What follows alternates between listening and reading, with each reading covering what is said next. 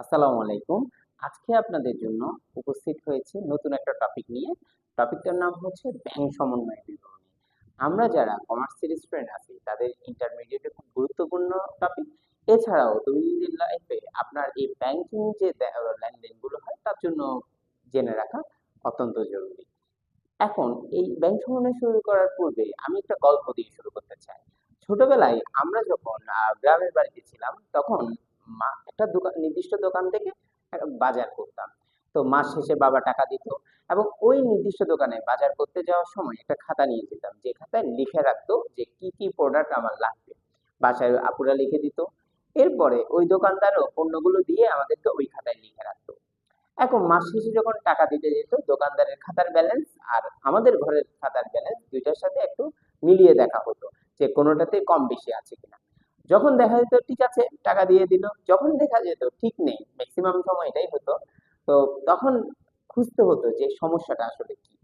তো বাবা একদিন ছুটির দিন বসে বসে দুইটা খাতায় মিলিয়ে দেখতো বা দোকানদারের ব্যালেন্সের সাথে ঘরের খাতার ব্যালেন্সের কি সমস্যা। তখন দেখা যায় যে হয়তোবা দোকানদার কিছু একটা লিখছে যেটা আমাদের খাতায় নেই। যেমন আমি ধরেন চিপস একটা খেয়ে ফেলছি, জুস একটা খেয়ে ফেলছি। আমি বললাম যে দোকানদার আমাদের টাকা নেয় নাই, খেয়ে নি। তো এটা আমার অভ্যাস হয়ে যায়। তো ওই খাতায় দোকানদারের খাতায় কিন্তু লেখা ছিল যেটা ঘরের খাতায় আমি ঘরে এসে আর বলিনি। কিংবা আমাদের কোনো জিনিস দোকান খাতায় আছে কিন্তু দোকানদারের থেকে সেটা ছিল না, সে দেয়নি। এই ধরনের দুই পক্ষেরই কিছু গরমিলের কারণে ব্যালেন্স গুলো এলোমেলো হয় এবং এই কাজটা কাকে করতে হতো? বাবাকে করতে হতো। ঠিক সেম জিনিসটা আমরা একটু যদি ব্যাংক সমন্বয়ের দিকে তাকাই, ব্যাংকে হাজার হাজার গ্রাহক আছে, সে এই কাজটা করার মতো সময় নেই যেমনটা দোকানির সময় নেই। তো ব্যাংকের যে আমানতকারী আছে বা গ্রাহকরা আছে, এই গ্রাহকরা তার ব্যালেন্সের সাথে বা তার যে প্রতি মাসের ঘটনাগুলো হয়েছে তার সাথে ব্যাংকের ঘটনাগুলোর সাথে একটু ক্রস চেক করে নেয় যে কোনো ঘটনা মিস করেছে কিনা। তো এই মিস যে কাজটা সেই কাজটাকে আমরা বলি ব্যাংক সমন্বয় বিবরণী। তাহলে এই ঘটনা থেকে আমরা দুইটা জিনিস শিখলাম। একটা হচ্ছে ব্যাংক সমন্বয় বিবরণী আসলে কি, ব্যাংকের রক্ষিত বই বা পাস বইয়ের সাথে নগদান বই বা আমানতকারীর বইয়ের সাথে যে ক্রস চেকটা করা হয় এটাকে বলতেছি ব্যাংক সমন্বয় বিবরণী। কারণ তার মানে এটা একটা রাফ বা খসড়া, এটা কোনো কি না, হিসাব না। এবং ২ নম্বর যে এমসিকিউটা আমরা শিখলাম সেটা হচ্ছে এটি প্রস্তুত করে কে? আমানতকারী। আমরা আমানতকারী শিখলাম ব্যাংক সমন্বয় বিবরণী প্রস্তুত করে।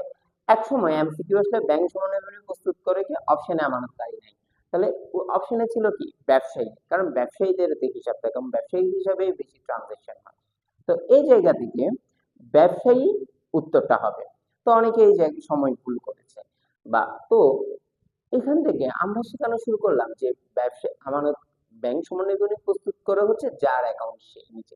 তাহলে আমানতকারী হতে পারে, ব্যবসায়ী হতে পারে, রহিমের অ্যাকাউন্ট করলে রহিম হবে বা আমি হতে পারি। তো আমরা এইটুকু মনে রাখবো, দোকান মামার কাহিনী দিয়ে যে আমার বাবা প্রস্তুত করতো ওই সমন্বয়টা, ঠিক সেম ব্যাংক সমন্বয় বিবরণী প্রস্তুত করে কে? আমানতকারী বা গ্রাহক বা ব্যবসায়ী। তাহলে আমরা এই ব্যাংক সমন্বয় বিবরণী প্রস্তুতের পূর্বে বা জানার পূর্বে কিছু মূল ৫০০ সাইড নোট জানবো। এই ব্যাংক সমন্বয় বিবরণী করতে গেলে যে দুইটা বই দরকার, একটা হচ্ছে আহ, আমার পাস বই আর একটা হচ্ছে নগদান বই। এই পাস বই এবং নগদান বইয়ের মধ্যে নগদান বই তো প্রস্তুত করে আমানতকারী। এই পাস বইয়ের আর একটি নাম আছে, এই পাস বইয়ের নাম হচ্ছে ব্যাংক বিবরণী। এই পাস বইয়ের নাম কি? ব্যাংক বিবরণী। আহ একটু স্কিপ করতো। তো কিন্তু পাসবই বা ব্যাংক বিবরণী, ব্যাংক সমন্বয় বা ব্যাংক বিবরণী ভিন্ন বিষয়। ব্যাংক বিবরণী হচ্ছে পাসবইয়ের অপর নাম, এটি প্রস্তুত করে কি? ব্যাংক। তো অন্য আরেকটি বছর এমসিকিউ এসেছে, বলা হচ্ছে ব্যাংক বিবরণী প্রস্তুত করে কে? আমানতকারী ১ নম্বরে ছিল, অনেকে আমানতকারী আগে দিয়ে আসছে, পুরো কথাটা পড়ায় নাই। আর ওটাতে অপশন ছিল কি? প্রশ্ন ছিল ব্যাংক বিবরণী প্রস্তুত করে, উত্তর হবে কি? ব্যাংক। তাহলে আমরা প্রথমেই বললাম ব্যাংক সমন্বয় বিবরণী জিনিসটা কি, এটা আমানতকারী রক্ষিত বই এবং হচ্ছে ব্যাংকের রক্ষিত বইয়ের মধ্যে মিল দেখানোর জন্য আমানতকারী কর্তৃক যে বিবরণী প্রস্তুত করে। ঠিক আছে, একটু নোট করে নিবেন আপনারা। এরপরে এই ব্যাংক সমন্বয় বিবরণী কোনো হিসাব কাজ নয়, এটা একটি বিবরণী মাত্র। এটা যে কোনো তারিখে আমরা নির্দিষ্ট তারিখে প্রস্তুত করতে পারি। সাধারণত মাস শেষে এই ব্যালেন্স গুলোকে চেক করা হয় যে ব্যাংকের বই আর হচ্ছে পাস বই ব্যালেন্স ঠিক আছে। যদিও বা বর্তমানে আধুনিক সমাজে প্রত্যেকটা ট্রানজাকশনের সাথে সাথে আমরা এসএমএস এর মাধ্যমে জানিয়ে যাচ্ছি যে ব্যাংকে কি কি ঘটনা ঘটতেছে, ব্যাংক আমার হিসাবকে কখন ডেবিট করছে, কখন ক্রেডিট করছে, কখন সুদ আসছে, কখন সার্ভিস চার্জ কেটে নিচ্ছে, আমরা সবগুলো বর্তমানে জানতেছি। তারপরেও বিভিন্ন কর্পোরেট প্রতিষ্ঠান যেমন স্বপ্ন, প্রাণ, প্রত্যেকটা প্রতিষ্ঠানের প্রত্যেকটা যে কার্ডের মাধ্যমে লেনদেনগুলো হচ্ছে, এখানে ব্যাংক রিকনসিলিয়েশন স্টেটমেন্টের খুব বড় গুরুত্বপূর্ণ ভূমিকা আছে এবং আপনারা যখন জব সেক্টরে যাবেন এই জিনিসগুলোর সাথে আপনারা সম্মুখীন হবেন। এরপরে আমরা চলে যাচ্ছি ব্যাংক সমন্বয় বিবরণী প্রস্তুতের উদ্দেশ্য কি। এখান থেকে একটা এমসিকিউ আসে সবসময়।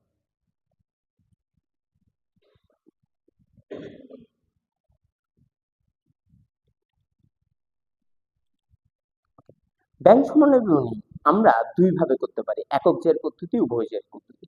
তো আমেরিকার নিয়ম অনুসারে অর্থাৎ উভয় জেরে নগদান বই এবং পাস বইয়ের মধ্যে ব্যাংক বিবরণীর মাধ্যমে ব্যাংক ব্যালেন্স মিল করানো হচ্ছে উদ্দেশ্য।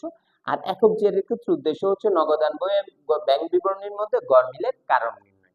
অর্থাৎ ব্যাংক বিবরণী প্রস্তুত করার প্রধান উদ্দেশ্য যদি জানতে চাই আমাকে কোন অপশনটা আছে আগে দেখবো। যদি দেখি যে দুইটাই আছে সেক্ষেত্রে আমরা 1 নাম্বারটাকে উত্তর দিব। ঠিক আছে, এরপরে আমরা চলে যাচ্ছি মূল ঘটনায়।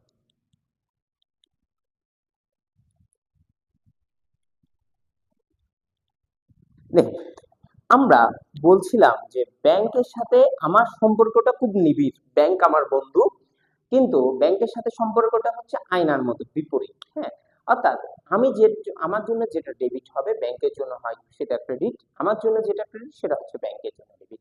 কারণ আমি যেহেতু ওর আমানতকারী একজন, অর্থাৎ আমার টাকাটা তার জন্য একটা দায় আর আমার টাকাটা আমার কাছে সম্পদ। এই জায়গা থেকে ব্যাংকের সাথে প্রত্যেকটা ট্রানজেকশন আমরা বিপরীতমুখী চিন্তা করব। এবং আমরা যখন ম্যাথ করাতে যাব অনেকে এটা যোগ বিয়োগ পদ্ধতিতে করায়, অনেকে ডেবিট ক্রেডিট পদ্ধতিতে করায়। আমরা মূলত ডেবিট ক্রেডিট পদ্ধতিটাকে সাজেস্ট করি, কারণ এটাতে খুব সহজে অঙ্কটা করা যায় এবং সবসময় মনে রাখে, যেহেতু আমরা জাবেদা, সবাই জাবেদের উপর ডিপেন্ডেবল, জাবেদাটা খুব ভালো পারে। তো ব্যাংক বিবরণী বা পাস বই এই অঙ্কটা শুরু হতেই একটা জের থাকবে। এই জেরটা ব্যাংক বিবরণী মোতাবেক জের হতে পারে, এই জেরটা পাস বই মোতাবেক জের হতে পারে। তো এই জেরটা 4 ধরনের জের হতে পারে। ঠিক আছে, 4 ধরনের জের কি কি আমরা একটু দেখি এবং লিখবো খাতায়। ঠিক আছে, এক, নগদান বই বা আমানতকারী বই অনুযায়ী ডেবিট উদ্বৃত্ত, অর্থাৎ ব্যাংকে টাকা আছে, এটা ডেবিট জের, এটা আমার জন্য অবশ্যই সম্পদ। কোন ধরনের সম্পদ? চলতি সম্পদ। ঠিক আছে, এরপরে ব্যাংক বিবরণী নগদান বই অনুযায়ী ব্যাংক জমাতিরিক্ত, জমাতিরিক্তটা আমার জন্য দায় বা ব্যাংক ওভারড্রাফট হতে পারে, ব্যাংক ওডি নামে আসতে পারে, ব্যাংক জমার ক্রেডিট জের নামে আসতে পারে। ঠিক আছে, এটা আমার জন্য দায়। এরপরে অনুরূপভাবে আমার জন্য যেটা দায় সেটার জন্য সম্পদ, ব্যাংকের জন্য সম্পদ। তাহলে ব্যাংক পাসবই মোতাবেক ব্যাংক জমাতিরিক্ত, ব্যাংকের জন্য ডেবিট উদ্বৃত্ত হবে, ব্যাংকের জন্য সম্পদ হবে। আর পাসবই মোতাবেক ব্যাংক জমা ক্রেডিট উদ্বৃত্ত, এটা ব্যাংকের জন্য দায়ী হবে। এই 4টা লেনদেন আমরা একটু লিখে রাখি এবং এই 4টা যে কোনো একটা অথবা দুইটা নিয়ে আমরা উভয় জের অথবা একক জের ম্যাথ করতে পারি। ঠিক আছে, আমরা পরের স্লাইডে চলে যাচ্ছি। খুব গুরুত্বপূর্ণ, এই স্লাইড থেকে প্রত্যেকটা লাইন বা প্রত্যেকটা ওয়ার্ড আপনারা নোট করবেন। ঠিক আছে, আচ্ছা আমি একটু বলি যে এটা কি অর্ধেক আসছে? আচ্ছা না, অর্ধেক না, অর্ধেকই তো আসছে। পুরোটা দেখো তো ঠিক আছে, দেখো আমরা পেছনের যে স্লাইডটা দেখতে পাচ্ছি এখান থেকে মূলত গরমিলগুলো শুরু হয়।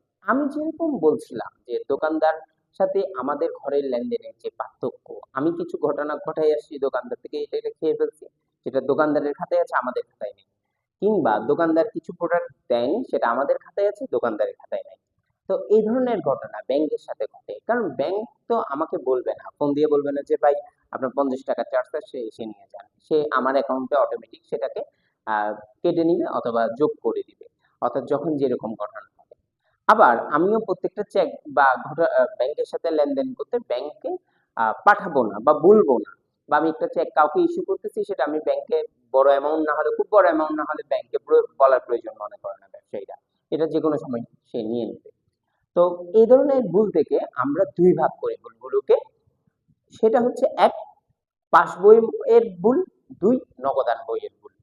আচ্ছা ভুল বলতেছি কেন? আসলে ভুল বলতে আসলে এটার যোগাযোগের বিচ্ছিন্নতার কারণে ভুলটা বলতেছি, অর্থাৎ এক পক্ষে একটা কাজ করে ফেলে যেটা অন্য পক্ষে এখনো করে না, তাই এটাকে ভুল বলতেছি। সেম ভাবে ব্যাংক কিছু ঘটনা ঘটে ফেলছে, নগদান বই সেটা জানে না, আবার নগদান বই কিছু কাজ করে রেখেছে, ব্যাংক সেগুলো জানে না। তো এগুলোকে যেহেতু দুই ভাগ করলাম, আমরা প্রথমত হচ্ছে ব্যাংকের ভুল নিয়ে কথা বলবো। তো আমরা তো মানুষ, সাধারণত অন্যের ভুল নিয়ে কথা বলতে আমরা বেশি স্বাচ্ছন্দ্য বোধ করি। তো প্রথমত ব্যাংকের ভুল নিয়ে আমরা শুরু করলাম। ব্যাংক আসলে কি ভুল করে দেখেন, ব্যাংক আসলে ভুল করে হচ্ছে দুই ধরনের, বা অনেকেই শেখায় এভাবে যে ব্যাংক সকল কিছুর রাজা, ব্যাংক যেটা করে আমরা ওই দিকে যাব, নগদান ভুল। তো ওইভাবেও শিখতে পারেন যারা ওইভাবে অভ্যস্ত। ঠিক আছে, আমি কখনো যারা এই জায়গায় দাঁড়ায় সর্বোচ্চ চেষ্টা করে জেনে দাঁড়ানোর। সুতরাং যে যে জিনিসটা পারে না সে নিশ্চিতভাবে এখানে দাঁড়াবে না। তো চেষ্টা করে, ভুল ত্রুটি থাকলে সেটা শিখে নিবে। তো আমরাও চেষ্টা করি, আমরা হচ্ছে শিখতে শিখতে এই পর্যায়ে আসছি, আমাদের শেখার আরো অনেক দূর বাকি আছে। তো যেটা বলছিলাম যে কেউ যদি এভাবে শিখেন না, ব্যাংক বস, বস কখনো ভুল করে না, বসের মতো করে আমরা কাজগুলো করব, বা যোগ বিয়োগ মাধ্যমে করব, ভিন্ন বিষয় শিখতেই পারে। ঠিক আছে, বললাম তো ব্যাংক সমন্বয় বিবরণী অনেকভাবে মনে রাখা যায়। আমরা চেষ্টা করছি সবচেয়ে সহজভাবে বোঝানোর এবং সবচেয়ে সহজভাবে করার। কেউ যদি বলে যে না তারটা আরো বেশি সহজ, আপনি যদি বুঝেন তাহলে তারটাই সহজ। অর্থাৎ আমারটা যদি আপনার কাছে ভালো লাগে, আমারটা আপনার কাছে সহজ সহজ মনে হবে। আর অন্যজনেরটা যেটা আমার কাছে কঠিন, হ্যাঁ আমি পড়া বুঝতেছি না, কিন্তু আপনার কাছে এটা সহজ মনে হতে পারে। সুতরাং যেটা আপনি ভালো বুঝেন। ঠিক আছে, তো আমরা একটু আসি ব্যাংকের ভুলগুলো। ব্যাংকের কি ভুল করছে, আমি কিছু ঘটনা ঘটাইছি, ব্যাংক সেটা জানে না। আমি কি কি ঘটনা ঘটাইলাম? 1 নম্বর ঘটনা, আমি ব্যাংকে চেক জমা দিছি, ব্যাংকে জমাকৃত চেক যে ব্যাংক কর্তৃক আদায় হয়নি। আমি একটা দেনাদার থেকে চেক পেয়েছি, সেটা ব্যাংকে জমা দিয়ে দিচ্ছে, দেনাদার এখনো সরি ব্যাংকে জমা দিয়ে দিচ্ছে, ব্যাংক এখনো ওই দেনাদারের অ্যাকাউন্ট থেকে সেই টাকাটা আদায় করে নেয় নাই। তাহলে এইগুলোর একটা লাইন জানলে হবে না, এটার কিন্তু সিনোনিম সব নামই জানতে হবে। পরীক্ষা এক এক সময় এক এক লাইনটা আসে। ব্যাংক সম্বন্ধে ইজি এই জায়গায় যে কি আসবে বলতে পারবেন, কি কি লেনদেন আসবে, জাস্ট নাম চেঞ্জ হয়ে আসতেছে। তো ব্যাংকে জমাকৃত চেক যা এখনো আদায় হয়নি, পরিবহন আধীন চেক, বহন পথে আমানত, প্রতিমধ্যে আমানত, ডিপোজিট ইন ট্রানজিট। ঠিক আছে, বিভিন্ন নামে আসতে পারে, কিন্তু এটা মূল কথা কি? মূল কথা হচ্ছে আমি একটা চেক ব্যাংক থেকে, দেনাদার থেকে পেয়েছি। কার থেকে পেয়েছি? দেনাদার থেকে পেয়েছি। তাহলে এই দেনাদার থেকে চেকটা পেয়ে আমি কাকে জমা দিয়েছি? ব্যাংকে জমা দিয়েছি। তাহলে আমি জানি টাকাটা আদায় হলে আমার অ্যাকাউন্টে টাকাটা বাড়বে, কি হবে? ডেবিট হবে। তাই আমি অলরেডি কি করছি? ডেবিট করছি। আজকে তাহলে ব্যাংকের কাজটা কি? ব্যাংক যেহেতু আমার বিপরীত কাজটাই সম্পাদিত করবে, ব্যাংক আজকে কি করবে? ক্রেডিট করবে। কি করবে? ক্রেডিট করবে। যারা যোগ বিয়োগের জন্য করেন তাদের জন্য আমি এটা লিখে দিয়েছি। ঠিক আছে, আমরা যোগ বিয়োগ দিয়ে বুঝাবো না, আমি শেষে বলবো কেন আমরা বুঝাচ্ছি না এটা। ঠিক আছে, তাহলে ক্রেডিট করলাম কেন? আবারও বলছি কেন ক্রেডিট করতেছি আমরা। আমরা ইতিপূর্বে একটা কাজ, একটা পক্ষের কাজ করে ফেলেছি, অর্থাৎ ব্যাংকটা যখন টাকাটা জমা দিয়েছে, সরি চেকটা জমা দিয়েছে, তখনই আমি ডেবিট করছিলাম, টাকাটা বাড়বে তাই। আজকে ব্যাংকের তাহলে কি করতে হবে? ক্রেডিট করতে হবে আমার হিসাবকে। তাহলে ও দায় বাড়তেছে, আমার টাকা বাড়বে। 2 নাম্বার, ইস্যুকৃত চেক, মানে আমি একটা চেক ইস্যু করেছি, পাওনাদারকে দিয়েছি, ইস্যুকৃত চেক যা এখনো উপস্থাপন হয়নি। কারণ আমি একটা চেক ইস্যু করেছি, পাওনাদারকে দিয়েছি, পাওনাদার এটা যে কোনো সময় যেতে পারে। কেন যেতে পারে যে কোনো সময়? কারণ একটা চেকের বৈধতার মেয়াদ হচ্ছে 6 মাস বা 180 দিন। সে এ মাসের জায়গায় আগামী মাসেও যেতে পারে, যে কোনো সময় যেতে পারে। কিন্তু আমি যখন চেকটা দিয়েছি, তখন তো আমি আমার অ্যাকাউন্টকে মাইনাস করে ফেলছি অলরেডি, যে পাওনাদার টাকাটা নিয়ে যাবে, না আমার অ্যাকাউন্ট ক্রেডিট করি, কমে যাচ্ছে টাকা। তাহলে ব্যাংকের আজকে কি করতে হবে? আমার অ্যাকাউন্টকে হ্রাস করতে হবে। হ্রাস করলে সে কি করবে? ডেবিট করবে, কারণ তার দায় কমতেছে। তার কি কমতেছে? দায় কমতেছে। তাহলে